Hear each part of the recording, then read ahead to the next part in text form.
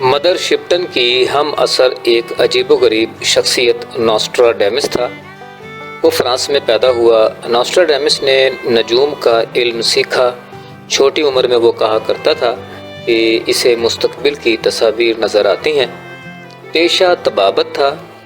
وہ 10 برس تک ملک پھرتا رہا اور اپنے دوستوں کو حیران کرنے کے لیے مستقبل کے ایسے واقعات کی تصویر کشی کرتا جن کا اس زمانے میں تصور بھی نہ کیا جا سکتا تھا۔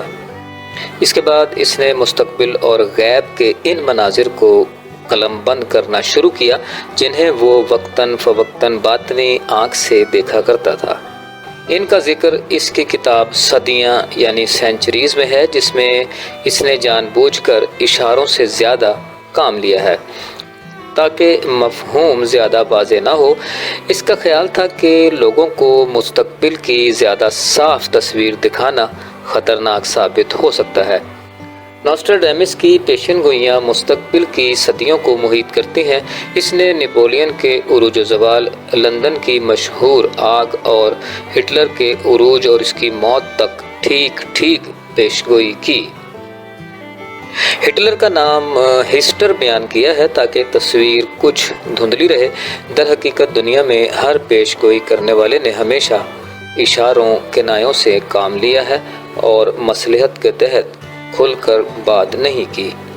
اگر مستقبل کی کسی شخصیت کا ذکر کیا ہے تو عموماً اس کا مکمل نام نہیں بتایا، ملتے جلتے نام یا اس کے نام کے حرف اول وغیرہ کا ذکر کیا ہے۔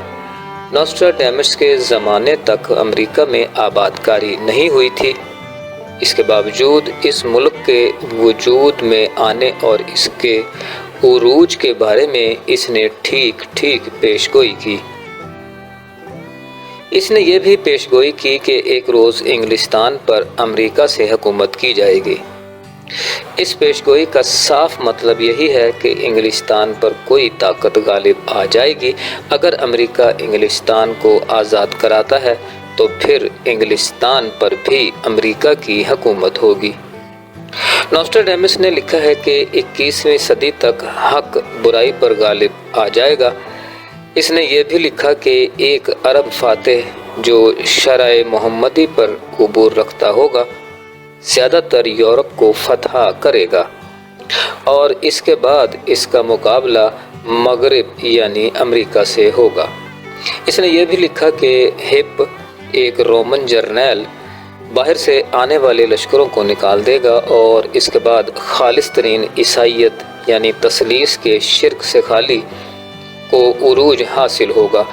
غور کیا جائے تو آنے والے زمانوں میں نوسٹراڈیمس کی بعض پیشن گوئیوں میں چرچ کے لوگوں کی طرف سے ملاوٹ اور تحریف کے باوجود بڑی حد تک ان احادیث کی تصدیق ہوتی ہے جن میں عیسائی اور یورپی اقوام کے غلبے کے خاتمے اور حضرت عیسیٰ کی آمد ثانی کے بعد عقیدہ تثلیث کے ملیہ میٹ ہو جانے یعنی صلیب کے ٹوٹ جانے کی پیشن گوئی کی گئی ہے۔